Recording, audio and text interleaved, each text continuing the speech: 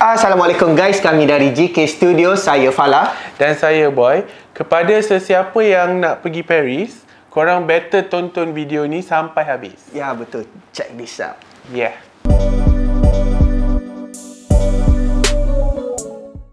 Okay guys, hari ni saya nak tanya, siapa yang dah pernah sampai ke kota Paris? Saya. Okay, adalah kat sini ada dalam 3 orang dia kata dah sampai. So siapa pula yang tak pernah sampai lagi kota Paris? Okay, ramai juga.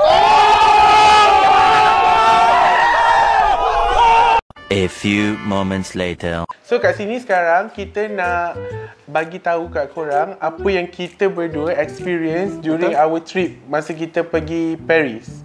So kita akan share benda yang best dengan benda yang tak best dekat Paris. So Fala, Okay. masa kau sampai tu, apa first experience kau? Macam once kau landing, Okay. bukanlah kau yang landing kan, kau duduk je kan. Oh my god!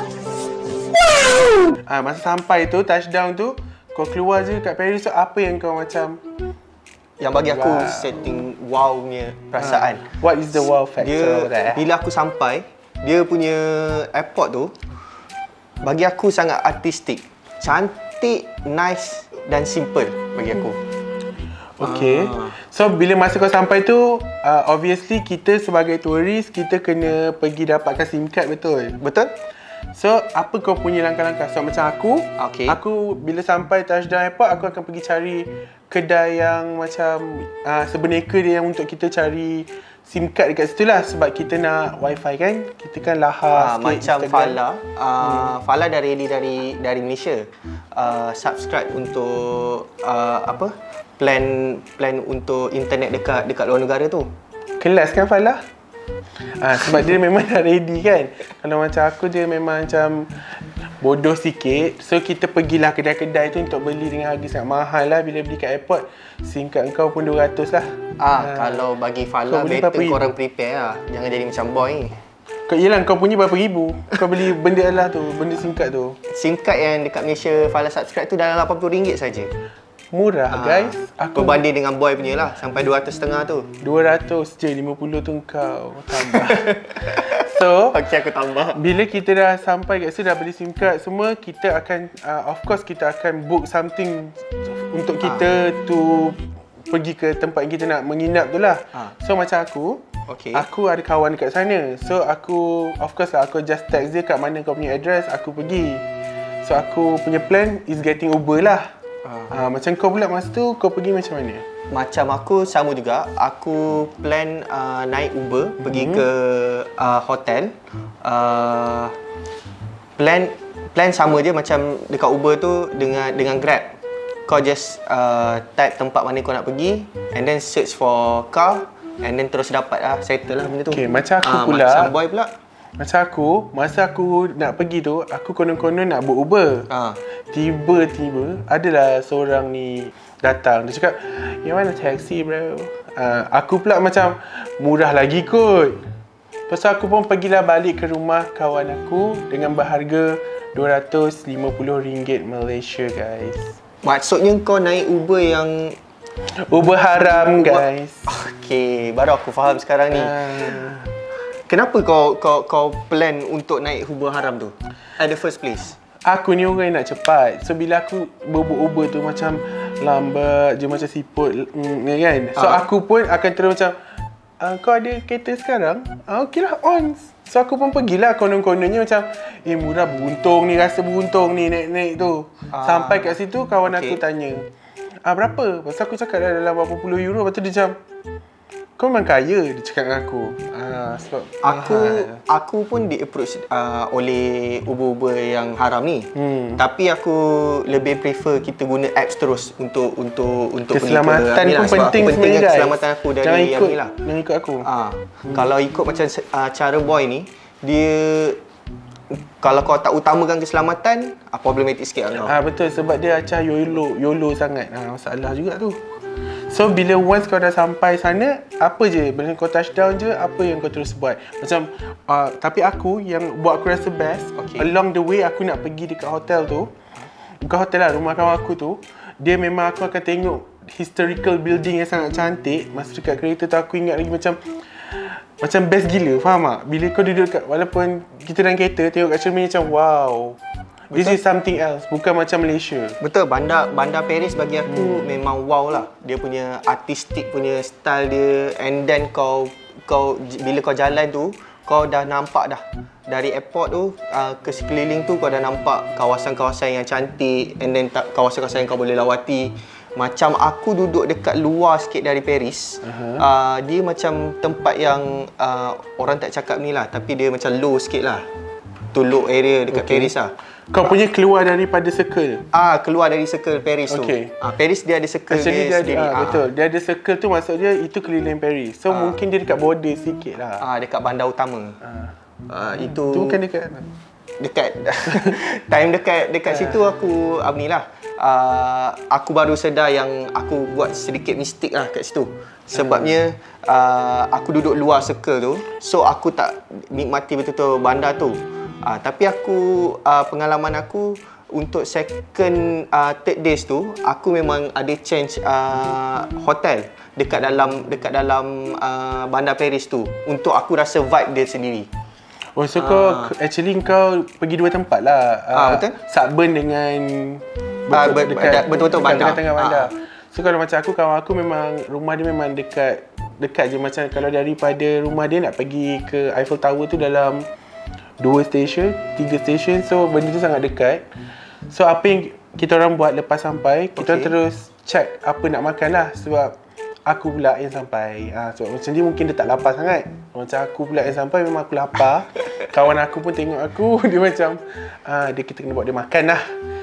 So bila aku nak pergi makan, aku punya otak dah fikir macam mana nak cari makanan Islam.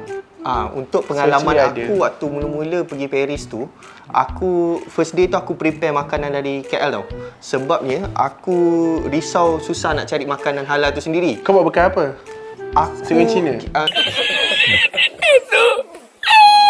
Kita orang masak tahu tak apa tu? Nasi apa? Nasi empet yang dalam bekas tu. Kau buat ketupat dalam. Kau buat ketupat. Aku buat ketupat pergi Paris, betul. Aku masak kau tahu dekat dalam kettle air panas tu.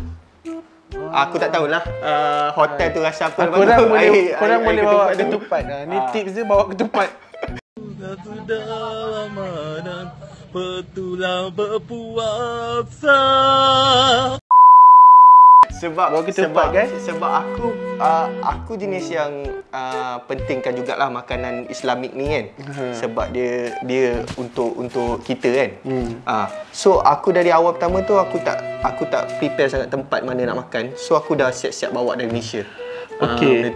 Lepas tu masa kita orang nak pergi makan, aku duduk ingat macam nak pergi tempat-tempat ni macam susah jugalah. Sebab since aku pun naik Uber yang sangat mahal daripada airport tu rumah dia. So kita orang nak pergi makan, dia cakap jomlah naik train.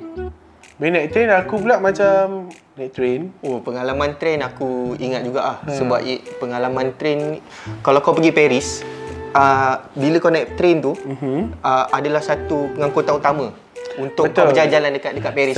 Semua orang akan naik train, dan actually train dia mudah dan boleh reach everywhere dekat dalam kawasan Paris. Tapi satu je masalah dia, serabut sikit. Sikit kau lah. tak rasa macam tu ke boy? Sikit lah, tapi kan kita tengah cerita benda yang seronok pasal kat Paris ni kan. Betul. Kan seronok kan, kita naik train tu kan senang. So benda-benda tu macam tu lah. So makanan yang dekat situ pun actually kita kena pandai cari makan yang senang jugalah. Dan yang paling best ni pasal kat situ adalah kalau kita pergi mana-mana, diorang ni tak rasa macam mana lah. Kita kan tourist kan. Diorang tak ni, diorang macam relax je. Diorang tak macam judgemental, diorang tak tengok kita macam atas bawah. Betul, so, aku faham yang diorang tenang. Orang kat sana dia memang tak hiraukan orang sekeliling dia. Dia hiraukan pasal diri mereka saja. Betul. Dia itu kau pengalaman aku sikit lah. Betul, tu sama lah. Sebab aku pun perasan benda tu, yang diorang ni, diorang bukan jahat, diorang bukan baik. Diorang neutral. Diorang macam cuma dia tak kisah pasal kau pakai baju macam mana pun, kau nak buat apa ke kat sana, kau pakai celoring tiba ke apa pun tak kisah. So benda-benda tu yang buat kita orang rasa macam it's quite fun lah. Sebab kalau macam ada separuh country, dia nampak kau turis yang macam nampak lofa kat situ. Dia tengok kau macam kau paling lawa, macam tu. Betul. So dekat Paris dia orang relax je. Lepas pada bagi aku rasa orang dia hamba sikit kot. Yelah. Sebab dia tak ada jenis Malaysia yang ni tak kan ada orang. level friendly dia. Kau Betul. tahulah. Kita cuba friendly tapi tak boleh kan. Kita boleh friend je. Tak boleh friendly sangat. Lepas tu dekat sana pula yang buat aku rasa macam bestnya macam ni. Bila kita kan dah sampai dekat Paris kan. Betul. Semua orang tahu Paris ni banyak benda-benda branded kan. Semua daripada sana. Betul. Okay, so ada separuh orang yang datang Paris ni tujuannya memang untuk shopping. Macam aku, island hopping tak ada. Tak ada. Tak. Mana ada hopping kat sana. Island kat situ. Maksud aku kira macam aku nak experience lah apa yang best dekat Paris ni. Macam mana the environment, how's the culture. Betul. Bagi aku culture kat sana kau susah sikit nak nampak sebab dia more to artistic punya style. Betul. Orang dia pentingkan bagi aku diorang ni macam diorang appreciate art tau. Any kind of art yang ada, diorang macam rasa macam benda tu macam ada value. So kalau kat sini macam kadang-kadang kat sini benda bodoh diorang nampak macam apa benda ni. Kalau kat sana kadang-kadang canvas dah kena kecam pula. Kalau kat sana canvas kosong yang ada little thumbprint pun boleh jadi something else. So itu benda-benda yang macam bagi aku yang bagus lah. Dan diorang tak rasa ada art yang sia-sia. So everything has their own art tapi dia ada kelas dia sendiri. Tapi sebenarnya aku tadi nak highlight benda ni. Nak shopping sebenarnya bagus kat sana. Sebab untuk barang-barang branded lah. So korang-korang yang memang ada intent nak beli, so korang boleh pergi shopping kat sana. Sebab first kali barang-barang diorang memang update. Tapi contoh-contoh produk dia yang macam LV, Gucci, benda-benda yang high end ni memang bagus kalau nak beli kat sana lah. Sebab korang akan dapat benda yang update, benda yang tak ada dekat Malaysia kadang-kadang belum keluar. Kita kan macam lambat sikit kan. Betul. Dan korang boleh dapatkan tax refund. Betul, harga dia akan jadi murah. Itu yang best ni lah. Bila part dia kau pergi shopping. Sebenarnya bukanlah murah tau. Dia macam murah sikit daripada KL lah. Senang cerita. Cuma kau akan dapat barang yang lagi latest dan update lah.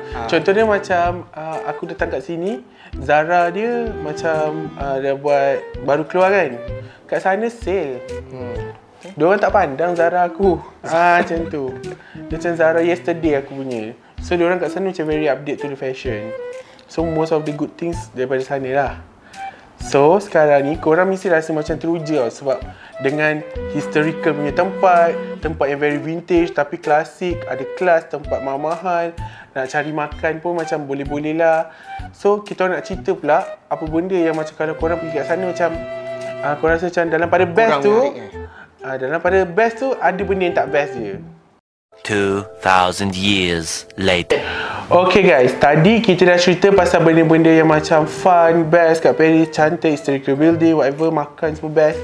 So sekarang kita nak cerita pula pasal benda yang tak best. So Falah, masa kau pergi apa yang kau rasa tak best sangat lah dekat Paris ni? Macam adalah benda yang macam slack, alamak, macam tu. Kalau aku pergi Paris, dia mesti lah, macam at the first place kau pergi tempat orang, mesti ada benda yang best dengan benda yang tak best. So bagi aku yang kurang best ni adalah bau bandar dia tu. Kau tahu tak, kau rasa tak bau bandar dia ada bau yang macam hunch. Yeah. Aku nak cakap benda tu tapi macam biadab sangat. Aku dah potong tadi. Okay. Tak penuh. Sebabnya bau dia tu kuat sangat. Bila kau lalu dekat jalan-jalan dia, kau akan terasa ketidakselesaan dekat diri kau. Kau akan rasa macam di sebalik keindahan ada bau-bau yang indah. Betul. Nampak cantik tapi bau dia kurang sikit bagi aku. Betul, korang pernah tak macam lalu-lalu perempuan tu cantik tiba lalu bau masam. Macam itulah dia. Tapi itu perumpamaan je, dia tak semasam tu. Betul. Dia macam masam wangi, ada tempat wangi, ada tempat masam. So dia macam tengok kepada tempat yang kau lalu. So aku pula terlalu yang masam tu pula banyak kali. Aku support point boy tu sebab bau hunch dan masam tu ada dekat Paris. Betul. Untuk yang seterusnya adalah masalah pickpocket kat sana. Betul, tu paling banyak dan famous. untuk turis, siapa yang pergi sana mostly diorang akan macam bagi well known yang pickpocket ni kita kena beware. Betul. Bagi aku kau kena beware sebab pickpocket dekat sana diorang boleh tahan pro bagi aku. Sebabnya cara dengan taktik strategik diorang untuk pickpocket kau tu memang luar biasa sikit lah. Ada taktik guys. Hebat. Kau punya pengalaman, kau ada tak pengalaman aku tak ada pengalaman. Aku tak ada pengalaman. Tapi masa aku nak naik train tu, kawan aku dia cakap, barang kau jangan letak belakang sebab nanti takut kena pickpocket. So aku ingatkan macam pickpocket apa kan, mula-mula. Lepas tu bila aku tengok balik dalam train macam, betul lah, bila orang berpusu-pusu, senang untuk dia nak pickpocket tu. Anyway, pickpocket tu penyeluk saku. Betul. Kalau kau naik train adalah tempat yang paling senang nak kena. Kau nak kena pickpocket ni. So macam aku ready bag yang ada zip dekat belakang supaya aku letak semua barang-barang berharga aku macam pasport dengan duit dekat situ untuk langkah keselamatan aku. Okey, Boy pula buat apa tu? Untuk aku langkah keselamatan aku dia macam mana tau? Kau bayangkan aku ni kreatif, pasport aku tak bawa weh. Aku pergi scan masuk kat handphone. So kau letak dekat hotel je? Dekat dalam luggage aku adalah kat bawah tu weh, betul kau nanti kau ambil. Lepas tu aku simpan dekat dalam handphone aku je. So bila aku pergi mana-mana, aku hanya bawa sedikit cash dengan ada duit yang aku tak boleh beritahu kau kat mana aku letak. So nanti kau ambil. Lepas tu kita buat benda yang macam kalau kau nak makan, kau bajet. Kau makan takkan sampai beribu kan. Kau bawa lah 100 euro ke. Tu pun 500 gila. Betul. Macam aku letak semua barang-barang tu dekat diri aku lah. Dekat poket. Tu kalau kau kena colik, kau dengan duit kau dengan semua tu habis. Aku tak rasa kes dia sampai colik sebab dia more tu benda-benda yang kecil-kecil ni yang kau tak nampak. Dia orang buat secara hiding tu je. Betul. Masalah so, dia. Korang yang keluar tu, korang jangan ingat poket korang dia tak pick. Kadang-kadang dia pick poket korang juga. Okay. So selain daripada tu, benda-benda yang tak best tu adalah macam, kau faham tak? Kat sana selain pada pickpocket ni, diorang banyak orang-orang homeless juga tau. Walaupun katanya negara Europe ni kononnya macam maju, duit kau very high daripada kita. Betul. Actually kau punya homeless pun not bad juga ramai. Dan homeless kau pandai pilih ya, dia akan pilih turis-turis untuk dia approach. Betul. Kalau kau pergi kat sana, kalau kau pakai barang branded sikit, and then muka kau macam Asian ataupun luar dari European punya people, memang dia akan approach kau lah. Orang dia memang berani approach kau dan minta macam-macam apa yang kau ada kat sana. Terutamanya bagi aku lah, aku paling rasa annoying sekali bila member-member aku tengah isap rokok, diorang datang approach untuk minta sebatang rokok. Betul kau bagi tak? Aku tak tahu lah member aku. Ada kadang-kadang bagi, ada yang tak ada bagi. Sebabnya dia macam quite annoying tau. Kau tiba-tiba di-approach orang untuk minta barang yang kau ada. Faham? Betul. Kau bayangkan kalau kita hisap vape, takkan aku nak bagi vape tu aku tinggal flavor je, betul tak? Kan? Benda tu benda yang aku takkan buat kot. Walaupun rokok ni macam benda boleh buang, suka hati kau nak minta. Kalau kau minta yang aku dah habis hisap tu mungkin okey lah. Tapi sebenarnya guys, kalau kita ni bukan seorang perokok, bagus lah. Dia tak boleh minta. Dia minta engkau je kat situ. Aku geram sikit lah part tu because of bila orang datang approach kau, kita ingatkan dia nak bersembang pasal maybe dia nak sharing something about the country ataupun place yang tempat yang nice dekat bagi dia lah kat mata dia kan untuk pelancong-pelancong ni. Tapi rupa-rupanya dia nak something dari kita. Itu yang kurang sikit lah bagi aku. Sebab macam bila kita fikir balik kan, dia kan homeless. Kalau dia tour guide, dia akan bawa lah kita kat tempat yang menarik, dia nak bagi tahu.